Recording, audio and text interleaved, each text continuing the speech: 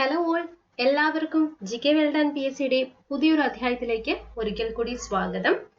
അപ്പോൾ ഇന്ന് ഞാൻ വന്നിരിക്കുന്നത് എനിക്ക് ഏറ്റവും കൂടുതൽ റിക്വസ്റ്റും ഏറ്റവും കൂടുതൽ മെസ്സേജും ഏറ്റവും കൂടുതൽ കമന്റുകളായിട്ട് നിങ്ങൾ ചോദിച്ച നിങ്ങളുടെ സംശയങ്ങൾക്ക് എന്നാൽ കഴിയുന്ന രീതിയിലുള്ള ഹെൽപ്പ് നിങ്ങൾക്ക് നൽകാൻ വേണ്ടിയിട്ടാണ് ഞാൻ ഇങ്ങനെ ഒരു വീഡിയോ ചെയ്തിരിക്കുന്നത്. നമുക്കറിയാം 2022 ഒരു സർക്കാർ ജോലിക്ക് തയ്യാറെടുക്കുന്ന ഒരുപാട് പുതിയ ഉദ്യോഗാർത്ഥികളുണ്ട്, അല്ലെങ്കിൽ ഒരുപാട് വർഷങ്ങൾ കൊണ്ട് PSC പരീക്ഷകൾക്ക് തയ്യാറെടുക്കുന്ന ഉദ്യോഗാർത്ഥികൾ നമുക്ക് ചുറ്റുമുണ്ട് അല്ലെ. അങ്ങനെയുള്ള പലവരും ഈ വീഡിയോ കാണുന്നുണ്ടാകും. അപ്പൊ ഈ ഒരു വീഡിയോയിൽ ഞാൻ പ്രധാനമായിട്ടും പറയാനായിട്ട് ഉദ്ദേശിച്ചിരിക്കുന്ന കാര്യങ്ങൾ എന്ന് പറഞ്ഞു കഴിഞ്ഞാൽ, ഈ വരുന്ന മെയ് മാസത്തിൽ നടക്കാൻ പോകുന്ന 10th പ്രിലിംസുമായി ബന്ധപ്പെട്ട് പഠിക്കേണ്ട കാര്യങ്ങൾ, ഏതെല്ലാം പരീക്ഷകൾ ഇതിനകത്ത് വരും, നിങ്ങൾ എന്തൊക്കെയാണ് ശ്രദ്ധിക്കേണ്ടത്, പ്രിലിംസ് എക്സാമിനകത്ത് പ്രിപ്പറേഷനിൽ നമ്മൾ നോക്കേണ്ട SCERT പാഠഭാഗങ്ങൾ ഏതൊക്കെയാണ്, അതുപോലെ സിലബസ്, SCERT ടെക്സ്റ്റ് ബുക്ക്, PSCയുടെ ഫൗണ്ടേഷണൽ കോഴ്സുമായി ബന്ധപ്പെട്ട കാര്യങ്ങളാണ് നമ്മൾ ഈ ഒരു വീഡിയോയിൽ ചർച്ച ചെയ്യാനായിട്ട് പോകുന്നത്. അപ്പൊ ആദ്യമേ തന്നെ ഞാൻ പറയാം, PSC എന്ന് പറയുന്നത് പണ്ട് നമ്മൾ കുറച്ച് ഭാഗങ്ങൾ പഠിച്ചിട്ട് പോയി എഴുതി എന്തെങ്കിലും നമുക്ക് പകുതി പഠിച്ച് അല്ലെങ്കിൽ ഒരു ഭാഗ്യ പരീക്ഷണം നടത്തുന്ന രീതിയിലുള്ള പരീക്ഷകളൊന്നും തന്നെ ആയിരിക്കത്തില്ല ഇനി PSCയിൽ വരുന്നത്. എല്ലാം മാറ്റമുണ്ടാകും.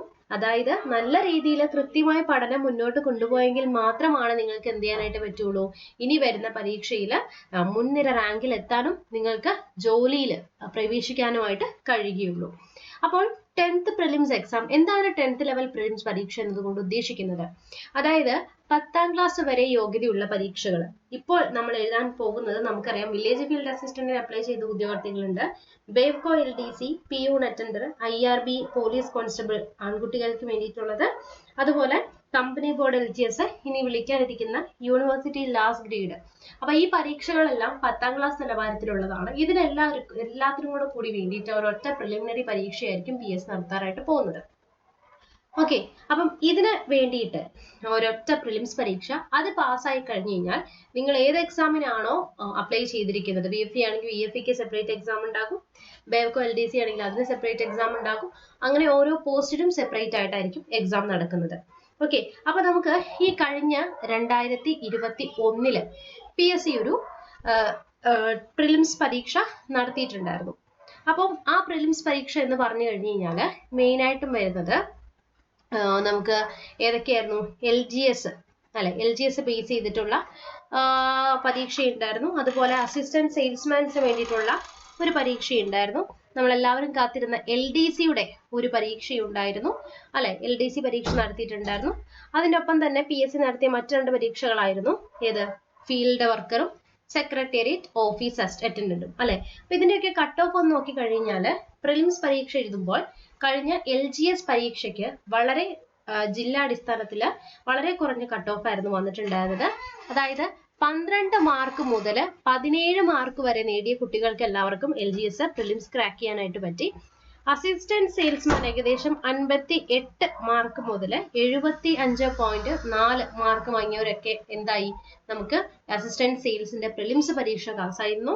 അതുപോലെ LDC പരീക്ഷയുടെ കട്ട് ഓഫ് ഏകദേശം എനിക്ക് തോന്നുന്നു 34.6 മുതൽ 52.7 വരെ വന്നിരുന്നു. ഫീൽഡ് വർക്കറിന്റെ ഏകദേശം 60.8 മുതൽ 75 മുതൽ 5.8 വരെയായിരുന്നു വരുന്നത്. Secretariat office attendant state level exam ആയിരുന്നു. ഏകദേശം എനിക്ക് തോന്നുന്നു 76.11% മാർക്ക് കിട്ടിയവർക്കൊക്കെ സെക്രട്ടേറിയറ്റ് അസിസ്റ്റന്റ് എക്സാമിന് പ്രിലിംസ് ക്വാളിഫൈഡ് ആയിരുന്നു. ഇനി നിങ്ങൾ ശ്രദ്ധിക്കേണ്ട ഒരു കാര്യം എന്ന് പറഞ്ഞു കഴിഞ്ഞാൽ, എന്താണ് ഈ കട്ട് ഓഫ് എന്ന് പറയുന്നത്? അതായത് ഫോർ എക്സാമ്പിൾ, ഇപ്പോൾ നമ്മൾ എഴുതാൻ പോകുന്ന വില്ലേജ് ഫീൽഡ് അസിസ്റ്റന്റിന്റെ പരീക്ഷയാണെന്ന് വിചാരിക്കാം. ആ പരീക്ഷയ്ക്ക് നമ്മുടെ ഓരോ ജില്ലയിലെ ബേസ് ചെയ്തിട്ടാണ്. ഇപ്പൊ ഇടുക്കി ജില്ലയിൽ ഒരു 200 കുട്ടികളെയാണ് വേണ്ടത് എങ്കിൽ, നമ്മൾ പരീക്ഷ എഴുതിയത് ഒരു 500 ഉദ്യോഗാർത്ഥികളാണ് എങ്കിൽ, ആ 200 ആദ്യം വരുന്ന 200 പേർക്ക് കിട്ടുന്ന മാർക്ക്, അതായത് 200 പേരാണ് വേണ്ടെങ്കിൽ ആ 200 പേരെ ഉൾക്കൊള്ളിക്കാൻ എത്ര മാർക്കാണ് അവർക്ക് വേണ്ടത്, അതായിരിക്കും കട്ട് ഓഫ് ആയിട്ട് വരുന്നത്. അതായത് 200ാമത്തെ ആളിന് ഒരു 50 മാർക്കാണ് കിട്ടിയിട്ടുള്ളത് എങ്കിൽ അപ്പൊ കട്ട് ഓഫ് അവിടെ 50 വെക്കും. അങ്ങനെയാണ് കട്ട് ഓഫ്. അപ്പൊ 50 മാർക്ക് കിട്ടിയാൽ എന്താകും, നമ്മുടെ പ്രിലിംസ് എക്സാം ക്വാളിഫൈഡ് ആവും. ഇങ്ങനെയാണ് അവർ കട്ട് ഓഫ് നിശ്ചയിക്കുന്നത്. ഇനി വരുന്നത്, ഈ വരുന്ന 10ാം ക്ലാസ് ഇനി മെയിൽ നടക്കാനായിട്ട് ആണ് നടക്കുന്നത്. നമുക്ക് ഏകദേശം കിട്ടിയിരിക്കുന്ന ഒരു ഇൻഫർമേഷൻ അനുസരിച്ച് മെയിൽ പരീക്ഷ ഉണ്ടാകാനാണ് സാധ്യത. അങ്ങനെയെങ്കിൽ ഈ വരുന്ന മെയില് ഏതെല്ലാം എക്സാം ആയിരിക്കും നമുക്ക് പ്രിലിംസിൽ ഉണ്ടാവുക എന്ന് ചോദിച്ചു കഴിഞ്ഞാൽ വില്ലേജ് ഫീൽഡ് അസിസ്റ്റന്റിന്റെ എക്സാം ഉണ്ടാകും, അതുപോലെ ബേക്കോ LDC എക്സാം ഉണ്ടാകും, പിയൂൺ അറ്റൻഡറിന്റെ എക്സാം ഉണ്ടാകും, IRB പോലീസ്. ഈ IRB പോലീസിന് മിക്കവാറും ചിലപ്പോൾ എൻട്രൻസ് ടെസ്റ്റ് കഴിഞ്ഞിട്ടായിരിക്കും നമുക്ക് പ്രിലിംസ് എക്സാം വരുന്നത്, അല്ലെങ്കിൽ പ്രിലിംസ് കഴിഞ്ഞിട്ട് മിക്കവാറും എൻട്രൻസ് ടെസ്റ്റ് ഉണ്ടാവും. എൻട്രൻസ് ടെസ്റ്റ് കഴിഞ്ഞിട്ടായിരിക്കും നമുക്കൊരു സ്ക്രീനിങ് ഉണ്ടാവാനാണ് സാധ്യത. അതുപോലെ തന്നെ കമ്പനി ബോർഡ് LGS എക്സാം ഉണ്ടാകും. ദെൻ യൂണിവേഴ്സിറ്റി ലാസ്റ്റ് ഡേറ്റ് വിളിച്ചിട്ടില്ല, അത് ഉടൻ തന്നെ വിളിക്കുമെന്നാണ് നമുക്ക് അറിയാൻ സാധിച്ചിരിക്കുന്നത്. ദെൻ കമ്പനി ബോർഡ് LGS ഡിഗ്രിക്കാർക്കും അപ്ലൈ ചെയ്യാനുള്ള പറ്റുമായിരുന്നു. യൂണിവേഴ്സിറ്റി LGSന്റെ കാര്യം എങ്ങനെയാണെന്നുള്ളത് നമുക്ക് ഇതുവരെ തീർപ്പ് കിട്ടിയിട്ടില്ല. അപ്പം ഇങ്ങനെയായിരിക്കും എക്സാം വരുന്നത്. ഇങ്ങനെ വരുമ്പോൾ 10th പ്രിലിംസ് ഇത്രയും പോസ്റ്റിന് വേണ്ടിയിട്ടായിരിക്കും എന്ത് ചെയ്യുന്നത്, എക്സാം നടക്കുന്നത്. ഓക്കെ ആണല്ലോ. അപ്പൊ എല്ലാവരുടെയും സംശയങ്ങൾ ഏകദേശം എല്ലാവർക്കും അത്യാവശ്യം മാർക്ക് കിട്ടിയിട്ടുണ്ടാകും എന്നാണ് ഞാൻ വിശ്വസിക്കുന്നത്. ഇനി നമ്മുടെ വില്ലേജ് ഫീൽഡ് അസിസ്റ്റന്റിന്റെ കാര്യത്തിലേക്ക് വരും. ഒരുപാട് ഉദ്യോഗാർത്ഥികൾ ആദ്യമായിട്ട് അപ്ലൈ ചെയ്ത് കാത്തിരിക്കുന്ന ഒരു എക്സാം ആണ് വില്ലേജ് ഫീൽഡ് അസിസ്റ്റന്റ്. ഇനി ഈ പരീക്ഷ എഴുതി കഴിഞ്ഞു കഴിഞ്ഞാൽ നമുക്കൊരു കൺഫർമേഷൻ ഡേറ്റ് വരും. അതായത് നിങ്ങൾ പരീക്ഷ എഴുതാൻ തയ്യാറാണോ എന്നുള്ളതാണ്. നിങ്ങൾ വില്ലിംഗ് ആണെങ്കിൽ കൺഫർമേഷൻ കൊടുക്കുക. തുടർച്ചയായിട്ട് കൺഫർമേഷൻ കൊടുത്തതിന് ശേഷം എക്സാം എഴുതിയില്ലെങ്കിൽ നിങ്ങളുടെ പ്രൊഫൈൽ ബ്ലോക്ക് ആവുന്നതാണ്. അപ്പോൾ കൺഫർമേഷൻ കൊടുക്കുന്ന ഡേറ്റ് എല്ലാം നമ്മുടെ ഗ്രൂപ്പ് വഴിയും അല്ലെങ്കിൽ നമ്മുടെ ചാനൽ വഴിയും ഒക്കെ നിങ്ങളെ അറിയിക്കുന്നതാണ്. ഇനി നമുക്ക് ഈ വില്ലേജ് ഫീൽഡ് അസിസ്റ്റന്റ് പരീക്ഷയ്ക്ക് ഈ തവണ ഏകദേശം എത്രയാണ്, 14 ലക്ഷം ഉദ്യോഗാർത്ഥികളാണ് അപേക്ഷ വെച്ചിരിക്കുന്നത്. ആ ഒരു കാര്യം നിങ്ങൾ ശ്രദ്ധിക്കുക. ഇനി നമുക്ക് ഇതിന്റെ അഡ്വൈസ് ഒന്ന് നോക്കാം. അപ്പോൾ എത്രയായിരുന്നു നമ്മുടെ കഴിഞ്ഞ വർഷം, അതായത് വില്ലേജ് ഫീൽഡ് അസിസ്റ്റന്റ് മാത്രം ഞാൻ നോക്കുകയാണ് കേട്ടോ, മാത്രം ഒന്ന് വെച്ച് പറയാണ്. 2017 എക്സാം നടന്നത്.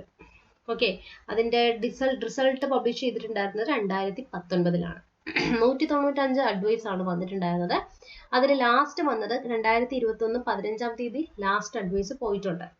ഓക്കെ, അപ്പൊ ഇതിനകത്ത് കൊടുത്തിട്ടുണ്ട് എല്ലാം ഡീറ്റെയിൽ ആയിട്ടുള്ള നമ്മുടെ ജില്ലാതല അടിസ്ഥാനത്തിൽ ഓരോന്നിനും വരുന്നുണ്ട്. ഓരോന്നിനും അത്യാവശ്യം നല്ല രീതിയിലുള്ള നിയമനം വന്നിട്ടുള്ള ഒരു പോസ്റ്റാണ്. അതുകൊണ്ട് തന്നെ നിങ്ങൾ 14 ലക്ഷം പേര് അപ്ലൈ ചെയ്തതിൽ കുറെ പേര് ഇനി എന്തുണ്ടാവില്ല, കൺഫർമേഷൻ കൊടുക്കില്ല. ഇനി അതിൽ പ്രിലിംസ് എക്സാം എഴുതുന്നത് വളരെ കുറവായിരിക്കും. അപ്പൊ നിങ്ങൾ ഫസ്റ്റ് ഓഫ് ഓൾ നോക്കേണ്ടത് നല്ല രീതിയിൽ പ്രിപ്പയർ ചെയ്തെങ്കിൽ മാത്രമാണ് നിങ്ങൾക്ക് ഈ ഒരു പരീക്ഷ ക്രാക്ക് ചെയ്യാനായിട്ട് പറ്റുള്ളൂ. ഇനി അടുത്ത സംശയം എന്ന് പറഞ്ഞാൽ നിങ്ങളുടെ സിലബസ് ആണ്. അപ്പോൾ സിലബസ് എന്ന് പറഞ്ഞു കഴിഞ്ഞാൽ ഓൾറെഡി ഞാൻ നിങ്ങൾക്ക് ഒരു മെയിൻസിന് പ്രിപ്പയർ ചെയ്യേണ്ട രീതിയിലുള്ള കാര്യങ്ങളും സ്ട്രാറ്റജീസും എല്ലാം തന്നിട്ടുണ്ടായിരുന്നു. ഇനി ഇത് പ്രിലിംസിന്റെ നോക്കുമ്പോൾ നോക്കിക്കേ, ഫസ്റ്റ് നമ്മൾ വരുന്നത് കറണ്ട് അഫയേഴ്സ് ആണ്. ഞാൻ നല്ല രീതിയിൽ ഒന്ന് എക്സ്പ്ലെയിൻ ചെയ്തു തരാം, നിങ്ങളൊന്ന് ശ്രദ്ധിക്കുക. ഈ കറണ്ട് അഫയേഴ്സ് ഡെയിലി നോട്ട്സ് സൗജന്യമായിട്ട് നമ്മളുടെ ആപ്ലിക്കേഷനിൽ കൊടുക്കുന്നുണ്ട്. എല്ലാ ദിവസത്തെയും കറണ്ട് അഫയേഴ്സ് PDF നോട്ട്സ് ആയിട്ടാണ് നമ്മൾ നൽകുന്നത്. അപ്പം ആ നോട്ട്സ് കിട്ടാനായിട്ട് നമ്മുടെ ആപ്ലിക്കേഷൻ നിങ്ങൾക്ക് ഡൗൺലോഡ് ചെയ്യാം, അല്ലെങ്കിൽ താഴെ കാണുന്ന വാട്സ്ആപ്പ് ഗ്രൂപ്പിൽ ജോയിൻ ചെയ്യാവുന്നതാണ്. ഈ ടോപ്പിക് അനുസരിച്ചിട്ട് ദിവസവും സൗജന്യ ക്ലാസ്സുകൾ 5 മണിക്കും, അതായത് എല്ലാ ദിവസവും 5:30ക്കും, രാത്രി 8 മണിക്കും, അതുപോലെ മാത്സിന് വേണ്ടിയിട്ട് സെപ്പറേറ്റ് ആയിട്ടുള്ള ക്ലാസ്സുകൾ സൗജന്യമായിട്ട് നമ്മൾ കൊടുക്കുന്നുണ്ട്. അതൊക്കെ ലഭിക്കാനായിട്ട് താഴെ കാണുന്ന നമ്മുടെ കമന്റ് ബോക്സിൽ കാണുന്ന വാട്സ്ആപ്പ് ഗ്രൂപ്പിന്റെ ലിങ്ക് കൊടുക്കാം, ഒന്ന് ജോയിൻ ചെയ്യാം കേട്ടോ. എല്ലാം സൗജന്യമായിട്ടാണ് കൊടുക്കുന്നത്. പിന്നെ നമ്മുടെ വില്ലേജ് 10th പ്രിലിംസിന്റെ PSC ഫൗണ്ടേഷൻ കോഴ്സിനെ കുറിച്ച് അറിയാനായിട്ട് നമുക്ക് ഗ്രൂപ്പിൽ ജോയിൻ ചെയ്യാവുന്നതാണ്. അതോടൊപ്പം തന്നെ നോക്കിക്കേ, രണ്ടാമത്തത് ഇന്ത്യയുടെ ഭൂമിശാസ്ത്രപരമായ സവിശേഷതകൾ, അതിർത്തികൾ. ഇതൊക്കെയായിട്ട് ബന്ധപ്പെട്ട് നിങ്ങൾ നോക്കേണ്ടത്, എൻ്റെ അടുത്ത് ഒരുപാട് പേര് ചോദിക്കുന്നതാണ്, മിസ് ഇതിനെ പറ്റി റാങ്ക് ഫയൽ സജഷൻ ചെയ്യാവോന്ന്. റാങ്ക് ഫയൽ നോക്കി പഠിച്ചുകൊണ്ടിരിക്കുന്ന കാലം മാറി മക്കളെ. ഇനി അതിന്റെ പുറകെ പോയി കഴിഞ്ഞാൽ നമുക്കൊന്നും നടക്കില്ല. നിങ്ങൾ നിങ്ങളുടെ ടീച്ചർ ആവാതെ ഒന്നും നടക്കില്ല. അതായത് ബേസ് സെറ്റ് ആക്കുക എന്നുള്ളതാണ് നിങ്ങളുടെ ആദ്യത്തെ കടമ്പ. അതിനുവേണ്ടി നിങ്ങൾ ചെയ്യേണ്ടത് SCERT സ്കൂൾ ടെക്സ്റ്റ് ബുക്കുകൾ. നമ്മൾ ഓൾറെഡി SCERT ടെക്സ്റ്റ് ബുക്കിന് ബേസ് ചെയ്തിട്ടുള്ള ക്ലാസ്സുകൾ നമ്മളുടെ ചാനലിൽ കൊടുത്തിട്ടുണ്ട്. പ്ലേലിസ്റ്റ് ഒന്ന് ചെക്ക് ചെയ്താൽ മതി. ഓരോന്നും കാണിച്ചിട്ട് അതുമായി ബന്ധപ്പെട്ട ക്ലാസ്സുകൾ നമ്മൾ പറയുന്നുണ്ട്.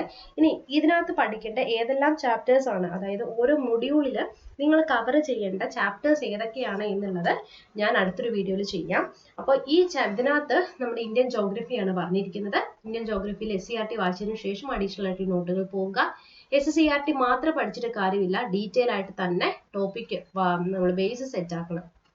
ഓക്കെ, ഇനി അടുത്തത് മൂന്നാമത് കൊടുക്കുന്നത് ഇന്ത്യയുടെ സ്വാതന്ത്ര്യവുമായി ബന്ധപ്പെട്ട മതപരമായിട്ടുള്ള രാഷ്ട്രീയപരമായിട്ടുള്ള ബന്ധപ്പെട്ട മുന്നേറ്റങ്ങൾ, അതായത് ഇന്ത്യൻ ഹിസ്റ്ററിയാണ് പറയുന്നത്. ഇന്ത്യ ചരിത്രവുമായി ബന്ധപ്പെട്ട് നടന്നിരിക്കുന്ന, അതായത് നിങ്ങൾ ഇവിടെ 1857 റിവോൾട്ട് മുതൽ നോക്കേണ്ടി വരും. ഓക്കെ 1857 റിവോൾട്ട് ഇന്ത്യൻ സ്വാതന്ത്ര്യ സമരവുമായി ബന്ധപ്പെട്ട കാര്യങ്ങൾ ദേശീയ പ്രസ്ഥാനങ്ങളെല്ലാം ഇവിടെ നോക്കേണ്ടതുണ്ട്. ഇനി അടുത്തത് കോൺസ്റ്റിറ്റ്യൂഷൻ ആണ് വരുന്നത്. ഇത് നമ്മുടെ SCRT നോക്കണം കേട്ടോ. കോൺസ്റ്റിറ്റ്യൂഷൻ വളരെ സിമ്പിൾ ആയിട്ടുള്ള കാര്യങ്ങളാണ് പറഞ്ഞിരിക്കുന്നത്. പൗരന്റെ അവകാശങ്ങൾ, കടമകൾ, ഇന്ത്യൻ ദേശീയ ചിഹ്നങ്ങൾ ഒക്കെയാണ് പറഞ്ഞിരിക്കുന്നത്. അതുപോലെ തന്നെ കേരളത്തിന്റെ അടിസ്ഥാന വിവരങ്ങളാണ്, കേരള ജോഗ്രഫിയാണ് ഇവിടെ പറഞ്ഞിരിക്കുന്നത്. പിന്നെ ഇവിടെ പറഞ്ഞത് കേരള ഹിസ്റ്ററിയുമാണ് ഇവിടെ പറഞ്ഞിരിക്കുന്നത്. അപ്പൊ ഇത്രയും കാര്യങ്ങൾ എല്ലാവർക്കും ക്ലിയർ ആയല്ലോ. അപ്പൊ ഈ 6 മൊഡ്യൂളിലും വന്നിരിക്കുന്ന SCRT സ്കൂൾ ടെക്സ്റ്റ് ബുക്കിൽ കൊടുത്തിരിക്കുന്ന ചാപ്റ്റേഴ്സ് ആദ്യം എന്ത് ചെയ്യുക, നിങ്ങൾ നോക്കി ഒന്ന് സെറ്റാക്കി വെക്കുക. ഇനി അതിനുശേഷം നോക്കിക്കഴിഞ്ഞാല് general science, natural science, physical science എന്ന് രണ്ടായിട്ട് ഡിവൈഡ് ചെയ്തിരിക്കുകയാണ്. അപ്പൊ ഇവിടെ നോക്കിക്കേ, ഇവിടെ മനുഷ്യ ശരീരത്തെ കുറിച്ചുള്ള പൊതു അറിവ്, അതായത് നമ്മുടെ 10ാം ക്ലാസ് 5 മുതൽ 10 വരെയുള്ള നമ്മുടെ ബയോളജി ടെക്സ്റ്റ് ബുക്ക് നോക്കുക. ഇതൊക്കെ 10ാം ക്ലാസ്സിലാണ് കൂടുതലും പറഞ്ഞിരിക്കുന്നത്. അതുപോലെ 9ാം ക്ലാസ്സിലെ ടെക്സ്റ്റ് ബുക്ക് നോക്കുക. കേരളത്തിലെ ആരോഗ്യക്ഷേമ പ്രവർത്തനങ്ങൾ, പ്രധാന ഭക്ഷ്യ കാർഷിക വിളകൾ, വനം, വനവിഭവം, പരിസ്ഥിതി പ്രശ്നങ്ങൾ, ഇതൊക്കെ SCRT സ്കൂൾ ടെക്സ്റ്റ് ബുക്ക് വായിച്ചതിന് ശേഷം അടുത്തുള്ള നോട്ട്സ് തേടി പോവുക. ഇനി അതുപോലെ തന്നെ നമ്മളുടെ ഫിസിക്കൽ സയൻസ് ഇതൊക്കെ നമ്മുടെ ടെക്സ്റ്റ് ബുക്കിൽ കൊടുത്തിരിക്കുന്ന ചാപ്റ്റേഴ്സും അത് തന്നെയാണ് ഇവിടെ ഹെഡിങ് ആയിട്ട് കൊടുത്തിരിക്കുന്നത്. അപ്പൊ ഇവിടെ നോക്കിക്കഴിഞ്ഞാൽ നമുക്ക് എന്തൊക്കെയാ വരുന്നത്, ആറ്റത്തിന്റെ ഘടന, അയിരുകൾ, ഇതൊക്കെ കെമിസ്ട്രിയാണ്. രസതന്ത്രം, ഇത്രയും കെമിസ്ട്രി വരുന്നുണ്ട്, 5 ഭാഗങ്ങള്. ഇത് ഫിസിക്സ് ആണ്. താപം, ഊർജ്ജ, ഉഷ്മം, പ്രകൃതിയിലെ ചലനം, ശബ്ദം, പ്രകാശം, സൗരയൂഥം. ഇതിന്റെ ഒരു പ്രത്യേകത ഇത് തന്നെ നിങ്ങൾക്ക് എവിടെ വരുന്നുണ്ട്, മെയിൻസ് എക്സാമിന് വരുന്നുണ്ട് എന്നുള്ളതാണ്. ഇത് പഠിച്ചു കഴിഞ്ഞാൽ നിങ്ങൾക്ക് മെയിൻസിനും അവിടെ ഇത് സെറ്റ് ആക്കാം. അതുപോലെ തന്നെ നോക്കിക്കേ, മാത്സ്, ലഘുഗണിതം, മാനസിക ശേഷി, ഇങ്ങനെ രണ്ടായിട്ടാണ് നമുക്കിവിടെ ഡിവൈഡ് ചെയ്തിരിക്കുന്നത്. ഓക്കെ, അപ്പോൾ ഇത്രയും ഏരിയാസ് ആണ് നമുക്ക് എന്ത് ചെയ്യാനുള്ളത്, പഠിക്കാനുള്ളത്. ഇനി ഇതിന്റെ കൂടെ നമ്മൾ നോക്കേണ്ടതാണ് ഇംഗ്ലീഷും മലയാളവും. അപ്പൊ ഇംഗ്ലീഷും മലയാളവും ഇപ്പൊ നമുക്കില്ല എങ്കിലും മെയിൻസിലേക്ക് വരുമ്പോൾ നിങ്ങൾക്ക് അവിടെ ഉണ്ടാകും. അപ്പൊ നിങ്ങൾ അവിടെ സെപ്പറേറ്റ് ആയിട്ട് പഠിക്കാൻ നിൽക്കാതെ ഒരുമിച്ച് ഇതിന്റെ കൂടെ തന്നെ ഒരുമിച്ച് പഠിച്ചു പോകുന്നതായിരിക്കും നിങ്ങൾക്ക് ഏറ്റവും നല്ലത്. അപ്പം ഈ പറഞ്ഞിരിക്കുന്ന സിലബസ് ബേസ് ചെയ്തിട്ടുള്ള ക്ലാസ്സുകൾക്കായിട്ട് നമ്മുടെ ഡിസ്ക്രിപ്ഷൻ ബോക്സിൽ കൊടുത്തിരിക്കുന്ന നിങ്ങൾക്ക് എന്തെങ്കിലും സംശയം ഉണ്ടെങ്കിൽ കമന്റ് ബോക്സിൽ കമന്റ് ചെയ്യാം. ഒപ്പം നമ്മുടെ വാട്സ്ആപ്പ് ഗ്രൂപ്പിലും ചെയ്യുക. അതുപോലെ നമ്മുടെ PSC ഫൗണ്ടേഷൻ കോഴ്സിനെ കുറിച്ച് അറിയാനായിട്ടും നിങ്ങളെ കോൺടാക്ട് ചെയ്യാവുന്നതാണ്. സൗജന്യ ക്ലാസ്സുകൾക്കും PDF നോട്ട്സുമായിട്ട് നമ്മളുടെ ഗ്രൂപ്പിൽ ജോയിൻ ചെയ്യുക. എന്തെങ്കിലും സംശയം ഉണ്ടെങ്കിൽ നിങ്ങൾക്ക് ചോദിക്കാം. അപ്പോൾ ഇനി അടുത്ത വീഡിയോയിൽ ഏതൊക്കെ ചാപ്റ്റേഴ്സ് ഏതൊക്കെ നോക്കണം എന്നുള്ളത് അടുത്തൊരു വീഡിയോ ആയിട്ട് ഞാൻ വരുന്നതായിരിക്കും. അപ്പോൾ ഈ ഒരു വീഡിയോ നിങ്ങൾക്ക് ഉപകാരപ്രദമായി തോന്നിയാൽ നിങ്ങൾ എന്ത് ചെയ്യുക, നിങ്ങളുടെ ഫ്രണ്ട്സിനെ കൂടി ഷെയർ ചെയ്യാൻ മറക്കണ്ട. താങ്ക്